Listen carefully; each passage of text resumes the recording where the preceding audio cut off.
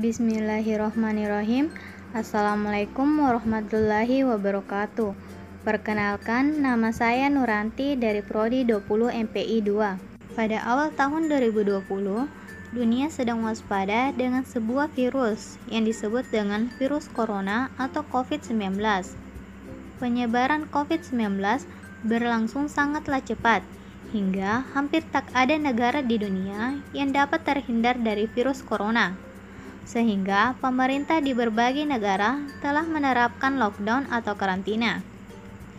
Di Indonesia sendiri, pemerintah telah menerapkan aturan PSBB yang merupakan singkatan dari pembatasan sosial berskala besar yang dibuat dalam rangka penanganan COVID-19. Dalam usaha pembatasan sosial ini, pemerintah Indonesia juga telah membatasi kegiatan di luar rumah seperti kegiatan pendidikan sekolah tatap muka yang telah dilakukan sebelumnya menjadi pembelajaran online non-tatap muka. Pada pembelajaran online, peserta didik dapat menjadi kurang aktif dalam menyampaikan aspirasi dan pemikirannya, sehingga dapat mengakibatkan pembelajaran yang menjenuhkan. Oleh karena itu, diperlukan pendorong berupa motivasi untuk menggerakkan siswa agar semangat belajar. Lantas, bagaimanakah cara meningkatkan motivasi belajar? Apalagi di masa pembelajaran online sekarang. Nah, oleh karena itu, di sini saya akan berbagi tips untuk meningkatkan motivasi belajar yang mungkin saja bermanfaat bagi kita semua. Yang pertama, tanamkan motivasi yang kuat.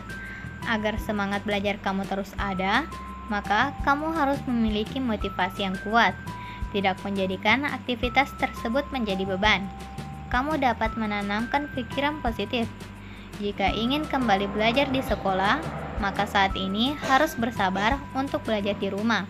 Tetap semangat agar rantai penyebaran virus corona dapat terputus dan wabah corona segera hilang.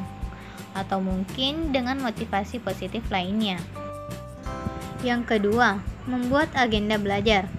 Buatlah agenda yang berisi jadwal belajar dan target yang harus dipelajari di dalamnya.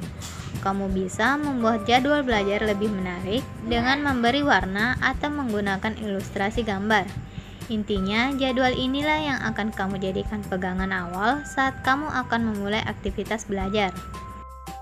Yang ketiga, menentukan gaya belajar. Karena setiap orang memiliki gaya belajarnya masing-masing, tentukan apakah kamu termasuk seseorang yang bertipe visual, auditory, atau kinestetik. Dengan mengetahui gaya belajar, kamu bisa menyesuaikan diri dengan materi yang ingin dipelajari. Jadi, tentukanlah tipe gaya belajarmu mulai dari sekarang. Yang keempat, istirahat yang cukup.